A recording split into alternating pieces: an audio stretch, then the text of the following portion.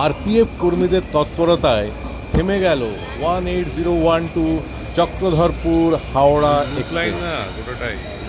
সোমবার রাত তখন প্রায় 9:45।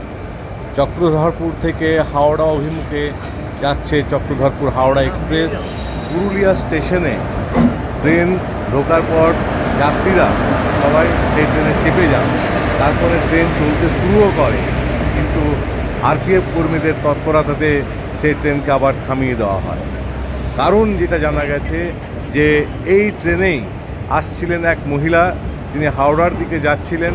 পুরুলিয়া স্টেশনে যখন ট্রেন আসে তখন যেটা দেখা যায় যে এখানে সাধারণভাবে 5 মিনিটের স্টপেজ দেওয়া হয় পুরুলিয়া স্টেশনে। এদিন ট্রেন আধ ঘন্টার মতো লেট করে আসার জন্য এই ট্রেনটি পুরুলিয়া স্টেশনে অতক্ষণ স্টপেজ যেটা দেয়নি। এই যে মহিলাটি তিনি এখানে নেমেছিলেন বলে জানা গেছে এবং পুরুলিয়া 1 নম্বর প্ল্যাটফর্মে উনি কিছু জিনিস কিনছিলেন এবং ততক্ষণ ট্রেন থেমেছিল, উনি জিনিসও কিনছিলেন। এরপর ট্রেন চলতে শুরু করে। ওই মহিলা তিনিও ছুটে ট্রেন ধরার চেষ্টা করেন, তবে ততক্ষণে ট্রেনের গতি কিছুটা বেড়ে গেছে।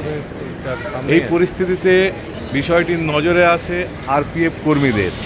তারা তৎক্ষণাৎ নিজেদের মধ্যে প্রথমে সিদ্ধান্ত নেন যে ট্রেনটিকে থামাতে হবে এবং একজন আরপিএফ কর্মী তিনি ছুটে ট্রেন ম্যানেজার, যাকে গার্ড বলা হতো, সেই ট্রেন ম্যানেজার কাছে আসেন এবং ম্যানেজারের কাছে এসে তিনি অনুরোধ জানান ট্রেনটি থামানোর জন্য।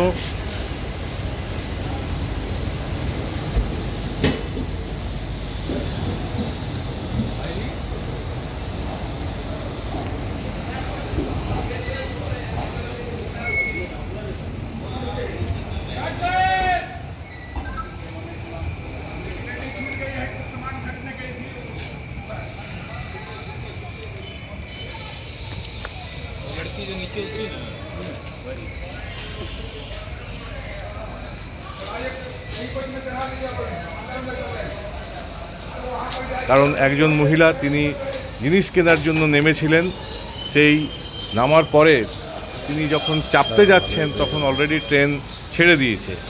এই পরিস্থিতিতে কর্তব্যরত ট্রেন ম্যানেজার তিনি পুরুলিয়া স্টেশনে ট্রেনটিকে থামিয়ে দেন এবং ওই মহিলা তিনি চেপে যান। একজন মহিলা তিনি চাপতে পারেন, ট্রেনকে দাঁড় করে দেওয়া হলো। ওই মহিলার খুবই সুবিধা হলো, কারণ তার জিনিসপত্র সবই ছিল এই ট্রেনের ভেতরে। যদি তিনি ট্রেনটিতে চাপতে না পারতেন তবে মারাত্মক সমস্যায় পড়তে হতো তাকে। কাজেই এদিন আরপিএফ কর্মী যারা ছিলেন তারা সঠিক কাজটি করেছেন। আপনারা দেখুন নিউজ অরবিট 24/7 চ্যানেল।